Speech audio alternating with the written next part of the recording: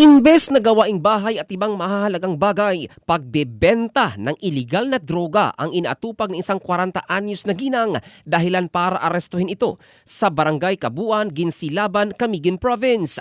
Sa ulat mula sa PDEA Regional Office 13, kinasa ng Regional Special Enforcement Team kasama ng mga personahe ng PDEA Regional Office 10, Camiguin Provincial Office, Ginsilaban Municipal Police Station, Camiguin Provincial Intelligence Unit at Camiguin Provincial Investigation Team ang operasyon laban sa top priority drug personality sa Mindanao na kinilalang si Ginang Ruby Mapute Hirona, 40 anyos, residente ng Barangay Sangay, Buenavista, Agusan del Norte.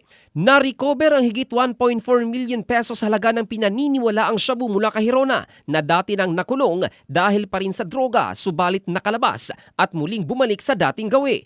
Ayon kay Dindo Abillanosa, tagapagsalita ng PDEA 13 Caraga, hindi na makaka-avail sa plea bargaining agreement ang ginang dahil sa malaking halagang nakuha sa kanya. Inaalam na rin ng otoridad ang mga koneksyon ng ginang sa illegal drug trade sa Mindanao habang nasa kustodiya ng PDEA Regional Office 10. In the heart of changing lives, ito si Jofel Candado ng Brigada News Philippines, the Music and News Authority.